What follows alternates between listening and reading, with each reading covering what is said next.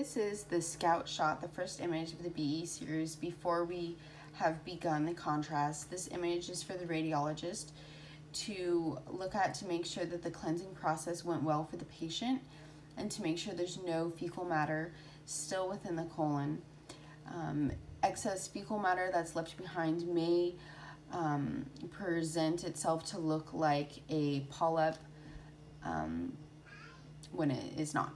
This image is a left lateral decubitus with a double contrast, barium and air.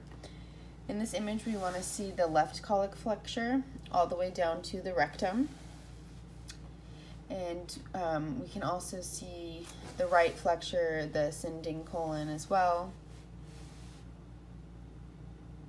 This is the left lateral rectum. In this image, we want to see the sigmoid and the rectum. You can also see the sacrum. We want to see the rectosigmoid area at the center of the image, and we also want to see the hips and the femora superimposed. Here we have the RAO oblique position. In this position, we want to see the right colic flexure in the ascending colon as well as the sigmoid colon.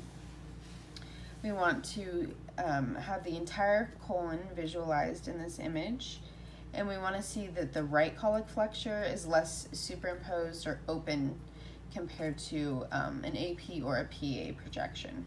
This is the PA projection of the large intestine. We want to have the spine at the center of the image. We want to have the right and the left colic flexures visible, as well as the ascending, the transverse, and the descending, as well as the sigmoid and rectum. In this image, we are able to see ulcerative colitis, and this is an inflammatory ulcer in the colon. Another name for this is the cobblestone sign. As you can kind of see, the colon is a little bit pixelated almost, kind of choppy, not quite as plump as a healthy colon would look. The PA axial image. In this image, we want to see less superimposition of the sigmoid and the rectum than we would in the regular PA projection. This is the PA oblique projection in the LAO position. In this image, we want to see the left colic flexure and the descending colon open or less superimposed compared to a regular PA projection. We are able to see a polyp in the descending colon.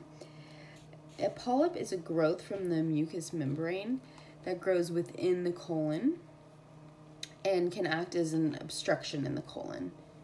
And these appear to be black on an image, and the barium will kind of move around the polyp. This is a right lateral decubitus with a double contrast air and barium.